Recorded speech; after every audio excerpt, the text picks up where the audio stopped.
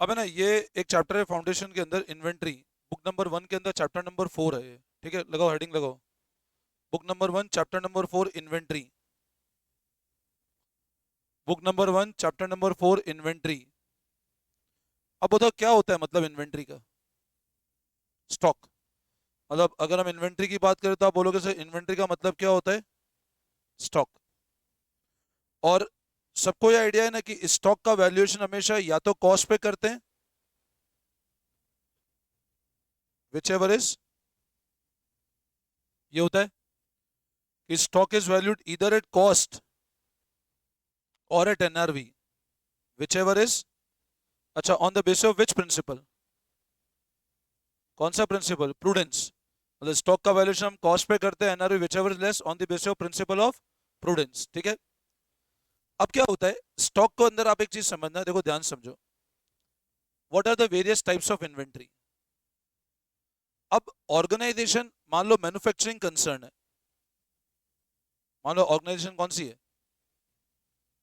उसके लिए इन्वेंट्री क्या होगी, WIP, store, packing material, traded goods. Trading concern है, उसके लिए इन्वेंट्री क्या होगी, मेनली गुड्स। भाई आज मान लो कोई, जैसे मान लो ये टीवी का डीलर है, उसके लिए इन्वेंट्री क्या होगी, सिर्फ टीवी। बट अगर ऑर्गेनाइजेशन नेचर कौन सा है, मैन्युफैक्चरिंग, तो उसके लिए इन्वेंट्री क्या होगी, कच्चा सामान। मैन्युफैक्चरिंग समझे ना, मतलब गुड्स बना रही है। वर्क इन प्रोग्रेस, मतलब जो बीच में काम है। Finish goods. Store and spare, store मतलब जहाँ पे कच्चा सामान पड़ा होता है, अपन होता है ना स्टोर, जैसे किसी कार के शोरूम पे गए स्टोर, तो स्टोर मतलब जहाँ रॉ मटेरियल पड़ा हुआ है। Packing material. अब आपको ये ध्यान रखना है, मैन्युफैक्चरिंग कंसर्न है तो उसमें इन्वेंट्री तीन तरह की है, रॉ मटेरियल, WIP और फिनिश गुड्स। ठीक है, तो आप मेन मेन पॉइंट लिखते जाओ, लिखो आप। देखो इन्वेंट्री में, देखो आप,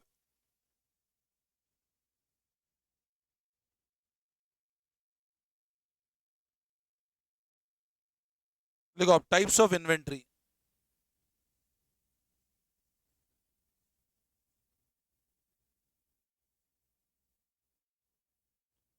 तो देखो फॉर मैन्युफैक्चरिंग कंसर्न,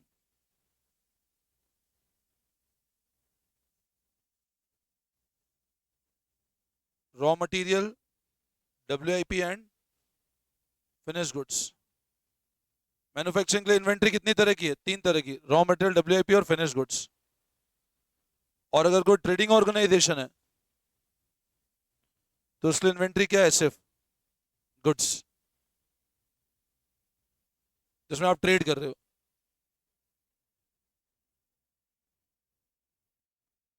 तो मैन्युफैक्चरिंग तीन तरह की और ट्रेडिंग के लिए सिर्फ क्या है, गुड्स है। अब ये नोट कर लिया। अब ध्यान आगे देंगे आप लोग वापस। अब इन्वेंट्री की वैल्यूएशन टेक्निक, मतलब इन्वेंट्री को वैल्यू कैसे करना है। देखो पता है कोई बिजनेस में आप एक चीज समझो, अगर स्टॉक का प्रॉपर वैल्यूएशन नहीं हुआ तो स्टॉक पता है डायरेक्ट आपके प्रॉफिट को इंपैक्ट करेगा। ट्रेडिंग अकाउंट को याद करो, ट्रेडिंग अकाउंट कैसे बनता था। यहाँ क्या लिखते थे आप,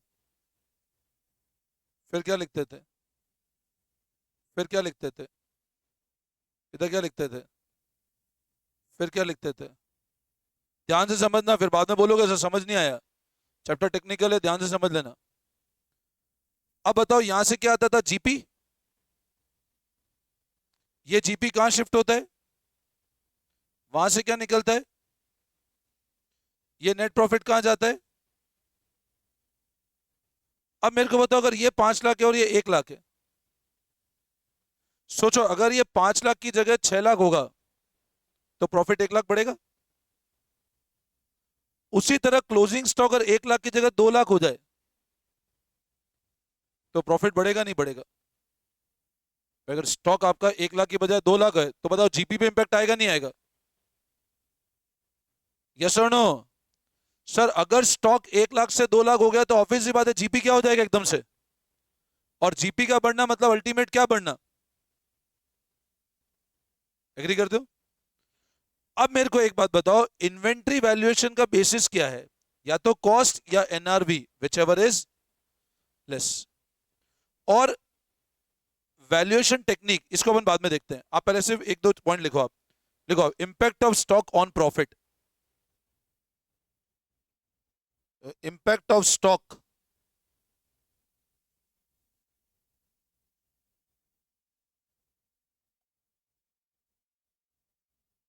और स्टॉक मतलब कौन सा स्टॉक? ओपनिंग स्टॉक हमेशा स्पेसिफाइड होगा, ये अपने गुडविल में भी पढ़ा था पहले। अब तो मैं ना एक चीज बताओ, मैंने ट्रेडिंग बनाया, अब है ना मैं आपको बहुत ढंग से चीजें बहुत क्रिस्प वे में समझा रहा हूं, ताकि फटाफट तुम्हें कंसेप्ट समझ आ जाएगा और मेन मेन चीज कवर हो जाएगी। मैंने यहां लिखा बाय सेल्स, ये किस पे होगा? मैंने लिखा बाय क्लोजिंग स्टॉक, ये जनरली किस पे होगा? मैंने लिखा टू ओपनिंग स्टॉक, ये किस पे होगा? ये क्लोजिंग, पिछला क्लोजिंग ओपनिंग बना होगा। मैंने लिखा टू परचेज, ये किस पे होगा? ये भी कॉस्ट है, तो यहां क्या बच जाएगा? अब मैं बोलता हूं, अगर क्लोजिंग स्टॉक की वैल्यू ज्यादा है तो बताओ अल्टीमेट क्या ज्यादा होगा? और अगर क्लोजिंग स्टॉक की वैल्यू कम है, मतलब मैं बोल सकता हूं क्लोजिंग स्टॉक एंड जीपी,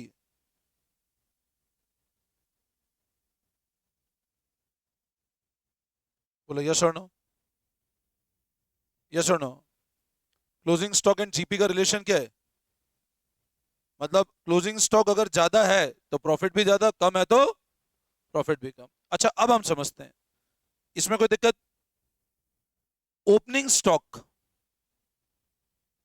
अगर ज्यादा है, मान लो ये फिगर बढ़ गया, ये फिगर लेट से क्या हो गया, तो प्रॉफिट क्या हो जाएगा बताओ? तो ओपनिंग स्टॉक का प्रॉफिट से कौन सा रिलेशन है? और ओपनिंग स्टॉक अगर कम होगा,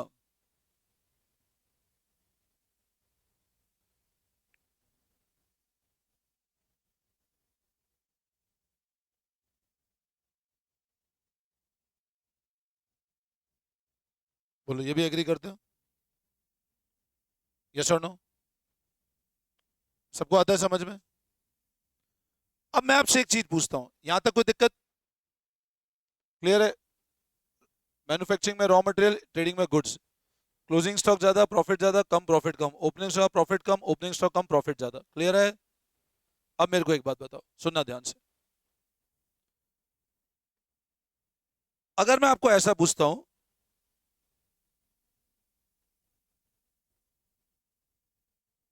इसका क्या फॉर्मूला पढ़ा था आप लोगों ने? बोलो फटाफट, सोते मत रहो। ओपनिंग स्टॉक,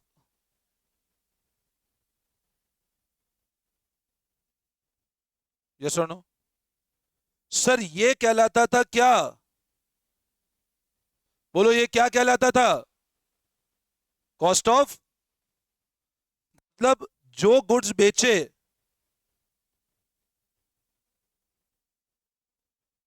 उनकी कॉस्ट। और सर ये भी हमको अच्छी तरह पड़ा है कि अगर सेल्स में से क्या घटा दे हम लोग, तो भी आता है ये। अब आप मेरे को एक बात बताओ, लॉजिकली सोच के बताना, अगर मैं सीओजीएस को ऐसे लिखता हूं,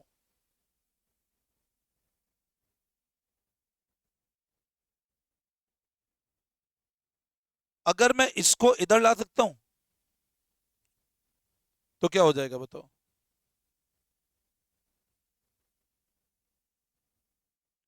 ये क्या होगा? यस और नो? बोलो यस और नो? सिंपल, मैं क्लोजिंग स्टॉक को उधर ले गया, ठीक है।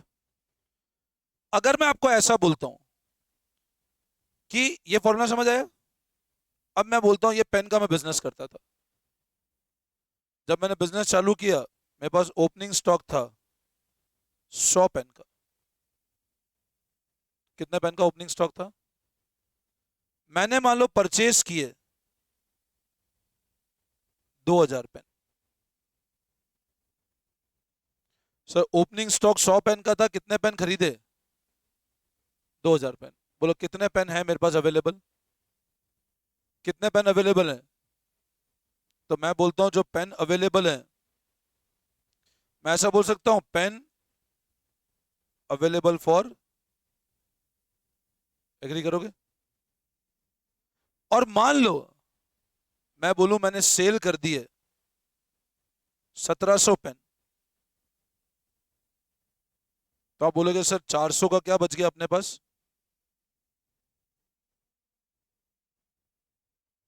भाई ओपनिंग स्टॉक 100 पेन का था, परचेज के 2000 पेन, कितने पेन अवेलेबल फॉर सेल है?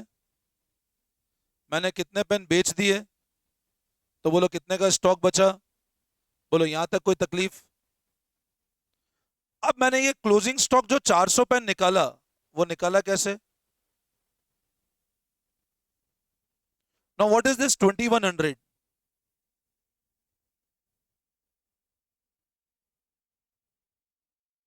And what is this 1700? Quantity की बात कर रहा हूं मैं ना, वैल्यू नहीं। अब पेन अवेलेबल फॉर सेल कैसे निकाला मैंने?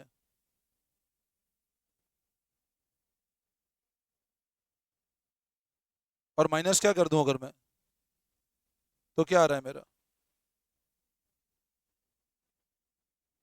यस और नो? मैं फिर समझा रहा हूं, फिर सुनना।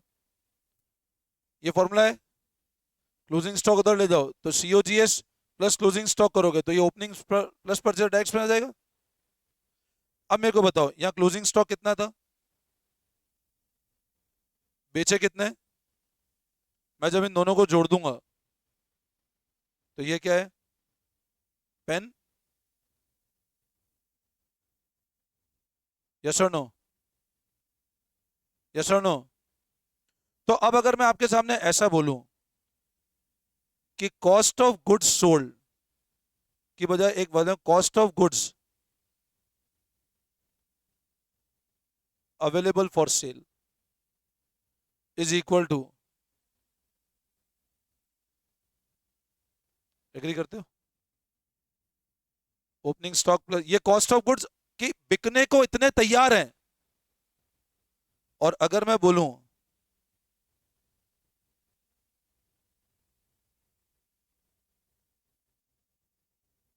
एग्री करते हो, तो मैं ऐसा ही बोल सकता हूं ना,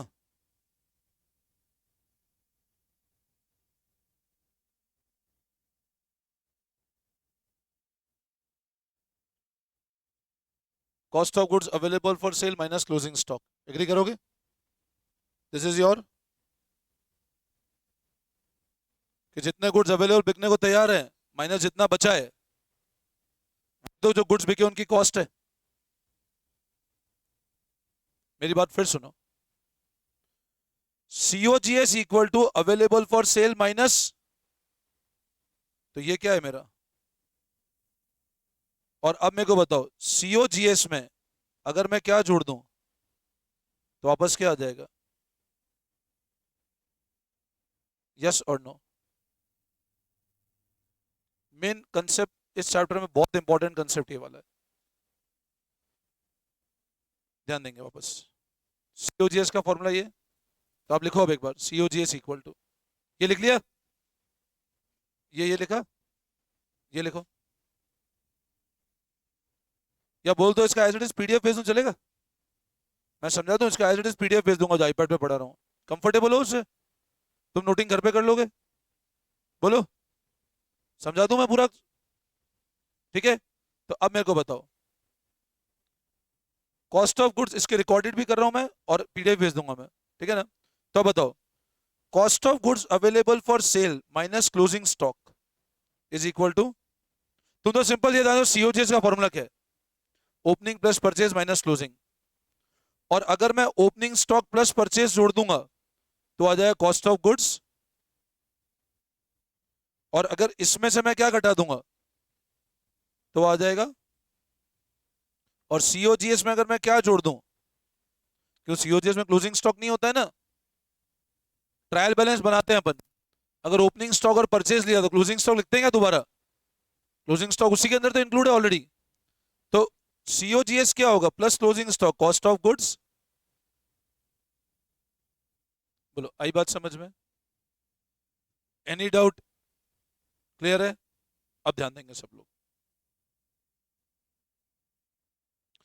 अब मैं बात करता हूं इन्वेंट्री को वैल्यू कैसे करना। पहले क्वेश्चन कराया था तुमको इस पैटर्न का, तो इजी रहेगा।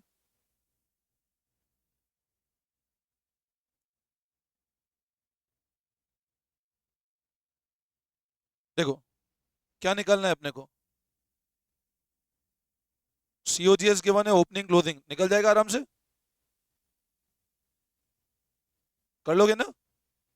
निकल जाएगा परचेज, यस और नो? सिंपल, ये गिवन है, ये गिवन है, इधर लेके आना, प्लस करना है, इसको माइनस करना है, हो जाएगा। लिखो, कॉपी में लिखो, ये पेज नंबर 4.26 अनसॉल्व MCQ 1। हाँ, MCQ नंबर 1 अगला देखो। While finalizing the current year profit, the company said there was an error in valuation of clothing inventory of previous year. Current year मतलब इस साल का प्रॉफिट फाइनलाइज करते time ये पता लगा पिछले साल का क्लोजिंग स्टॉक गड़बड़ हो गया। अब पिछले साल का क्लोजिंग स्टॉक गड़बड़ हुआ तो बताओ इस साल का क्या होगा? वो पिछले साल का क्लोजिंग गड़बड़, इस साल का क्या होगा? बोलो वो। Sir, in the previous year closing stock was valued more by 50,000। पिछले साल क्लोजिंग स्टॉक 50,000 रुपए ज्यादा हो गया, तो इस साल ओपनिंग स्टॉक 50,000 हो गया, और इस साल ओपनिंग स्टॉक ज्यादा हुआ तो प्रॉफिट क्या हो जाएगा? तो आप बताओ, profit of previous year overstated and current year overstated? नहीं, प्रीवियस प्रॉफिट ओवरस्टेटेड। समझ आया? तो सेकंड का लिखो, सॉरी थर्ड क्वेश्चन। समझ आ गया? अगला, cost of goods available for sale, मतलब इसमें क्लोजिंग स्टॉक इंक्लूडेड है। Sales 80,000, GP 25%। अब 80 की सेल में 25% जीपी है, मतलब जीपी कितना हुआ बोलो? 20,000। जीपी कितना हुआ? तो 80 की सेल पे 25% जीपी है, मतलब जीपी 20 हो गया, 80 का 1/4। तो बताओ 80 माइनस 20,000 कर देंगे तो सीओजीएस कितना आ जाएगा? अब मेरे को बताओ, अगर सीओजीएस क्या होता है, तो ये तो cost of goods available for cell है, और इसको माइनस कर दूं सीओजीएस में, तो ये इधर आ जाए, ये इधर आ जाए, तो क्या बच जाएगा आपका? समझ आया? Cost of goods available minus COGS क्या आ जाएगा? तो आपका कितना गुड्स अवेलेबल फॉर सेल है बच्चों? कितना कॉस्ट ऑफ गुड्स सोल्ड है? 1,00,000 माइनस 60,000, व्हाट इज योर? वापस समझाओ, पक्का? ये लिखते जाना एक बार। Fourth, profit is 25% cost, then it is, ये अपन ने पढ़ा था अभी, 25% on cost is 1/4 on cost is 1/5 on sale, तो 20% ऑन गुड्स परचेज किए 1,00,000 के, सेल है 90,000 की, मार्जिन कितना है? 20% किस पे? तो 1/5 ऑन कॉस्ट, 1/6 ऑन सेल, 90,000 का 1/6, 15 का जीपी है, तो 90 माइन 1,00,000, 90 माइनस 15 तो क्लोजिंग स्टॉक। अच्छा 90 का तो सीओजीएस कितना आएगा वो निकाल लो। 90 माइनस 15 ये कितना आ रहा है? 75,000। ये सीओजीएस है। परचेज 1,00,000 का किया, गॉड्स जो, अब इसका मतलब समझे ना, 75 पे खरीदा, बेच कितने पे दिया? सॉरी 1,00,000 पे खरीदा, बेचा कितना? सिर्फ सामान 75 का सामान, तो क्लोजिंग स्टॉक कितना बचा? 25,000 का, तो क्लोजिंग स्टॉक 25,000 रुपए। कोई दिक्कत? ये लिखते जाना क्वेश्चन है ना। कॉस्ट ऑफ सेल, ये होगा cost of sale, cost of sale ही होगा। बोलो यहां तक कोई डाउट? वापस समझाऊं? ठीक है, अब देखो आगे।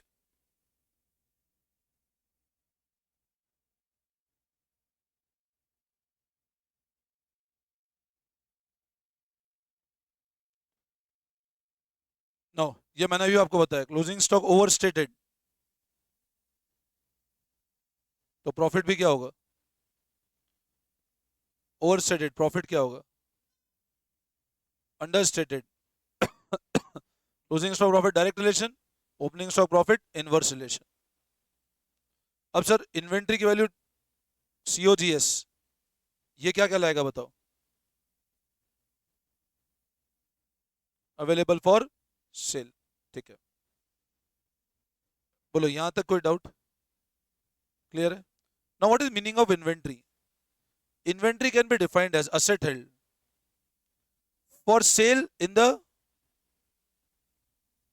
ऑर्डिनरी कोर्स ऑफ बिजनेस, मतलब रूटीन में जो हम इन्वेंट्री होल्ड कर रखी है अपने सेल के लिए।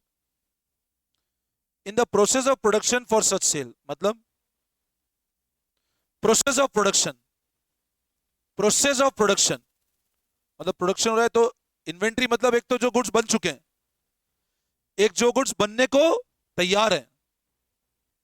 अभी मेरे को एक बात बताओ, आप अपने आप को कौन सी इन्वेंट्री रेट करोगे? Work in progress. Finish goods तो नहीं हो ना, you are in work in progress. आगे देखो, for consumption and production of goods for sale including maintenance supplies and consumable other than machine servicing equipment stability. मतलब inventory क्या क्या होता है, फिनिश गुड्स, डब्ल्यूआईपी, या फिर वो गुड्स जो प्रोडक्शन को बनने में क्या हो जाएंगे, कंज्यूम हो जाएंगे, रॉ मटेरियल प्रोडक्शन कंज्यूम होगा, इंक्लूडिंग मेंटेनेंस एंड कंज्यूमेबल और other than machinery servicing and stand by equipment. मतलब जैसे मान लो अपन ने इन्वेंट्री बनाने के लिए अपने पास में रॉ मटेरियल पड़ा है, ऑयलिंग पड़ी है, स्टोर्स स्पेयर्स पड़े हैं, वो सब किस में जाएंगे, इन्वेंट्री के अंदर क्लासिफाई कर। तो आप ध्यान रखो, इन्वेंट्री मतलब raw material, WIP, finish goods. Cost of goods available for cell समझ आ गया, जीपी समझ आ गया, क्लोजिंग स्टॉक क्लियर है कैसे निकलता है, क्लोजिंग स्टॉक प्रॉफिट रिलेशन क्या वो भी क्लियर है आपको, ठीक है। अब सबसे पहली बात है इन्वेंट्री को वैल्यू करना क्यों है। तो पहला कारण क्या, इन्वेंट्री इनकम डायरेक्टली किस पर डिपेंड होती है आपकी, ठीक है। अगला फाइनेंशियल पोजीशन बताती है, करंट एसेट की पोजीशन बहुत बड़ा कंपोनेंट है। करंट एसेट तीन ही तो है, कैश, डेटर और इन्वेंट्री। लिक्विडिटी एनालिसिस करना, कंप्लायंसेस, गवर्नमेंट का भी ये कंप्लायंस है। आप आगे जाओगे तो एक पढ़ोगे AS2, बट ये थ्योरी के लिए ध्यान रहे, बस ये मेन पॉइंट है, बाकी बहुत ज्यादा जरूरत नहीं है इसकी।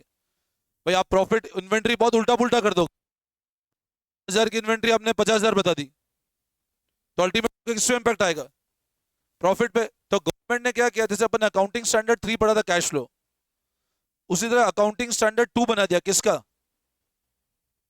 जो बताता है इन्वेंट्री वैल्यू कैसे करना है, क्योंकि वरना हर आदमी अपने हिसाब से करेगा ना।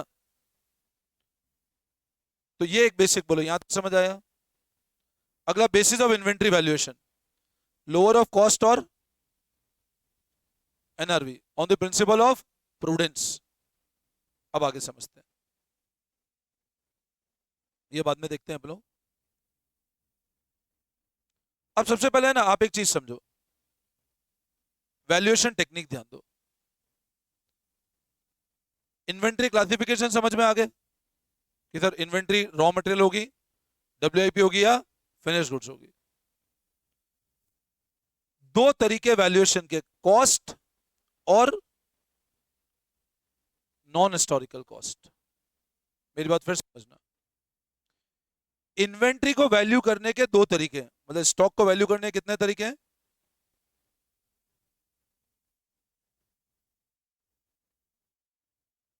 तो कॉस्ट और एक,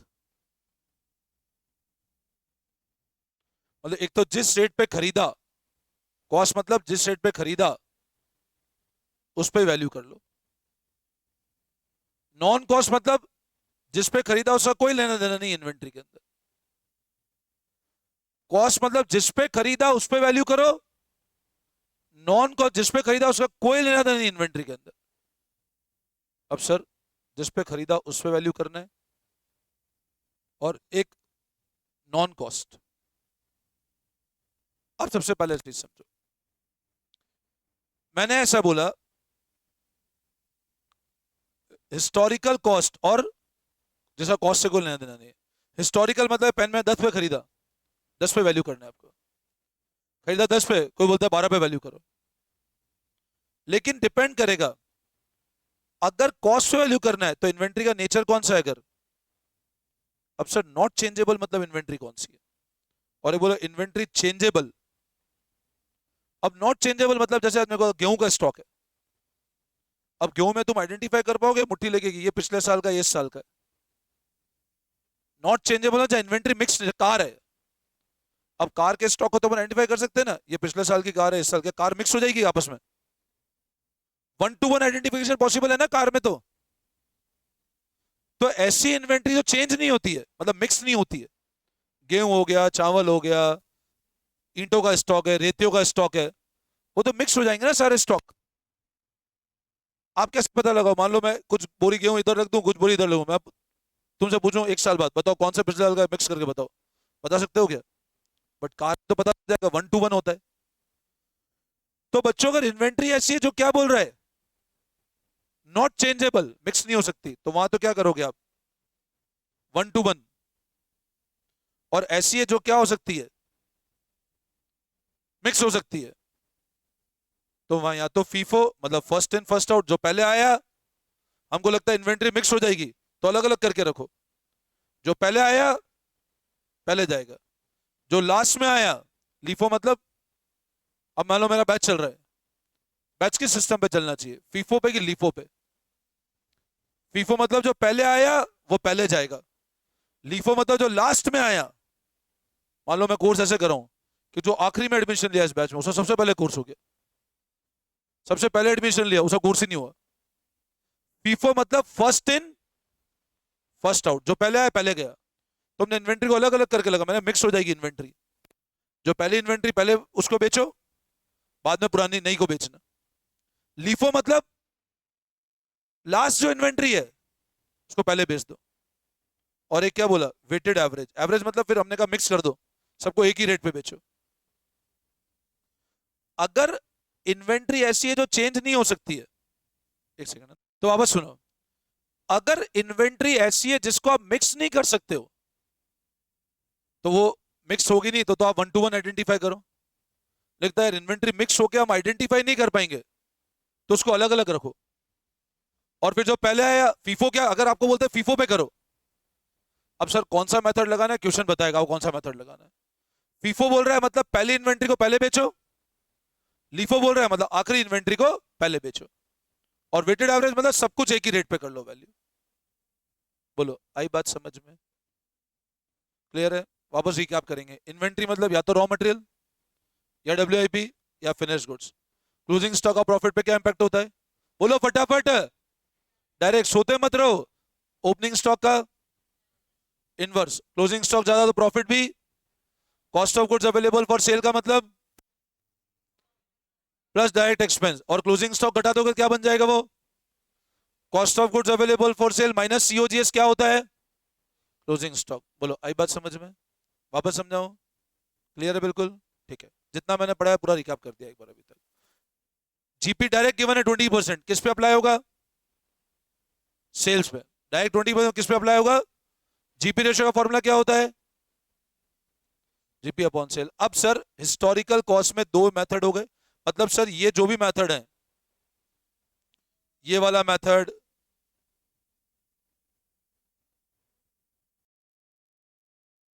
मतलब अब आप मेरी बात समझना, ये जो भी मेथड है, ये वाला, ये वाला, ये वाला और ये वाला, ये मेथड हमेशा किसकी बात करते हैं, और कॉस्ट कहां इन्वॉल्व नहीं है, इसका कॉस्ट से कोई लेना देना।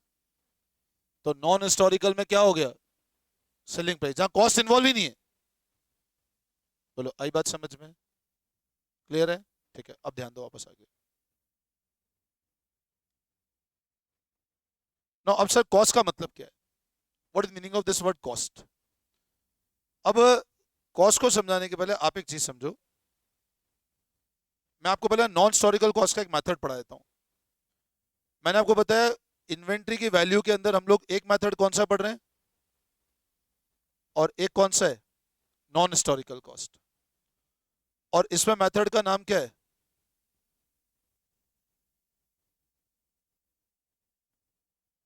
मतलब किसको एडजस्ट करना है आपको, सेलिंग प्राइस को।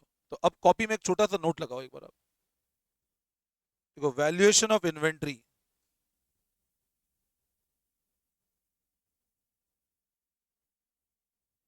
देखो वैल्यूएशन ऑफ इन्वेंट्री